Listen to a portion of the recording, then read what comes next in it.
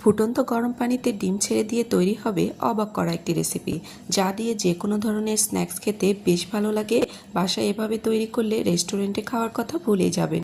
তো দেখেই বুঝতে পারছেন এটা কতটা লোভনীয় হয়েছে। তাহলে এবারে তৈরি করে নেওয়া যাক অবাক করা এই রেসিপিটি। পুরো রেসিপিটির সাথেই থাকবেন, আশা করছি আপনাদের কাছে ভালো লাগবে। একটি বড় সাইজের প্যানের মধ্যে বেশ কিছুটা পানি টকবক করে গরম করে নিয়েছি। এখন এর মধ্যে একটি ছাঁকনি দিয়ে নিচ্ছি দুটো ডিম, দিয়ে এরপর ঢাকনা দিয়ে দেব 5 মিনিটের জন্য। 5 মিনিট মিডিয়াম আছে এটাকে জাল করে নিয়েছি। তো 5 মিনিট বাদে ঢাকনাটা উঠিয়ে নেব।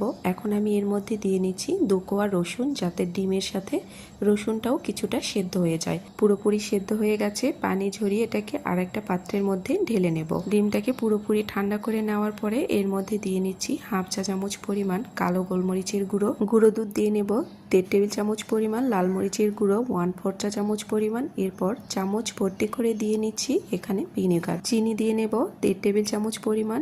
এরপর এর সাথে দিয়ে নিচ্ছি 1 চিমটি লবণ অথবা স্বাদ অনুযায়ী এখানে ব্যবহার করতে পারেন। পানি দিয়ে নিচ্ছি প্রায় 2 টেবিল চামচ পরিমাণ, তেল দিয়ে নেব হাফ কাপের মতো। সব কিছু ভালো করে ব্লেন্ড করে নিতে হবে। তৈরি হয়ে গেছে দুর্দান্ত স্বাদের এই মেয়োনিজ। এটা দিয়ে যে কোনো ধরনের স্ন্যাক্স খেতে বেশ ভালো লাগে। আজকের রেসিপিটি যদি ভালো লেগে থাকে অবশ্যই শেয়ার করতে ভুলবেন না। আল্লাহ হাফেজ, আসসালামু আলাইকুম।